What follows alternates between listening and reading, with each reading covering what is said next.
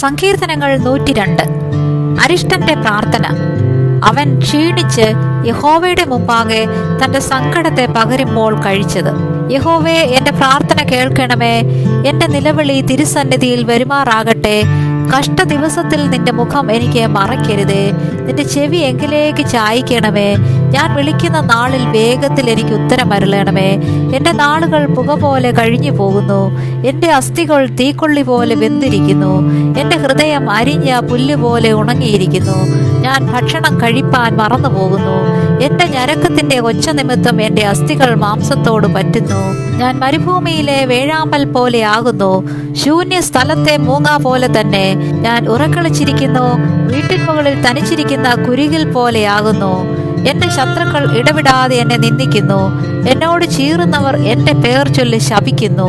ഞാൻ അപ്പം പോലെ ചാരം തിന്നുന്നു, എന്റെ പാനീയത്തിൽ കണ്ണുനീർ കലക്കുന്നു. നിന്റെ കോപവും ക്രോധവും ഹേതുവായിട്ട് തന്നെ നീ എന്നെ എടുത്ത് എറിഞ്ഞു കളഞ്ഞുവല്ലോ. എന്റെ ആയുസ് ചാഞ്ഞു പോകുന്ന നിഴൽ പോലെയാകുന്നു. ഞാൻ പുല്ലുപോലെ ഉണങ്ങിപ്പോകുന്നു.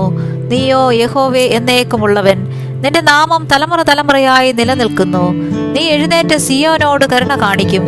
അവളോട് കൃപ കാണിപ്പാനുള്ള കാലം, അതെ, അതിന് സമയം വന്നിരിക്കുന്നു. നിന്റെ ദാസന്മാർക്ക് അവളുടെ കല്ലുകളോട് താല്പര്യവും അവളുടെ പൂഴിയോട് അലിവും തോന്നുന്നു.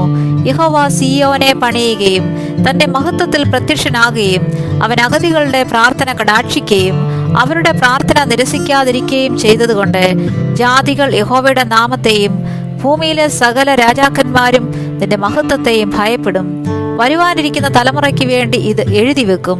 സൃഷ്ടിക്കപ്പെടുവാനുള്ള ജനം യഹോവയെ സ്തുതിക്കും. യഹോവയെ സേവിപ്പാൻ ജാതികളും രാജ്യങ്ങളും കൂടി വന്നപ്പോൾ സിയോനിൽ യഹോവയുടെ നാമത്തെയും യെരുശലേമിൽ അവന്റെ സ്തുതിയെ പ്രസ്താവിക്കേണ്ടതിന് ബദ്ധന്മാരുടെ ഞരക്കം കേൾപ്പാനും മരണത്തിന് നിയമിക്കപ്പെട്ടവരെ വിടുവിപ്പാനും യഹോവ തന്റെ വിശുദ്ധമായ ഉയരത്തിൽ നിന്ന് നോക്കി. സ്വർഗത്തിൽ നിന്ന് ഭൂമിയെ തൃക്കൺ പാർത്തുവല്ലോ. അവൻ വഴിയിൽ വെച്ച് എന്റെ ബലം ക്ഷയിപ്പിച്ചു. അവൻ എന്റെ നാളുകളെ ചുരുക്കിയിരിക്കുന്നു. എന്റെ ദൈവമേ, ആയുസിന്റെ മധ്യത്തിൽ എന്നെ എടുത്തു കളയരുതേ എന്ന് ഞാൻ പറഞ്ഞു. നിന്റെ സംവത്സരങ്ങൾ തലമുറ തലമുറയായി ഇരിക്കുന്നു. പൂർവ്വകാലത്ത് നീ ഭൂമിക്ക് അടിസ്ഥാനമിട്ടു. ആകാശം നിന്റെ കൈകളുടെ പ്രവൃത്തിയാകുന്നു. അവ നശിക്കും, നീയോ നിലനിൽക്കും. അവയെല്ലാം വസ്ത്രം പോലെ പഴകിപ്പോകും. ഉടുപ്പ് പോലെ നീ അവയെ മാറ്റും. അവ മാറിപ്പോകുകയും ചെയ്യും. നീയോ അനന്യനാകുന്നു. നിന്റെ സംവത്സരങ്ങൾ അവസാനിക്കുകയുമില്ല. നിന്റെ ദാസന്മാരുടെ മക്കൾ നിർഭയം വസിക്കും. അവരുടെ സന്തതി നിന്റെ സന്നിധിയിൽ നിലനിൽക്കും.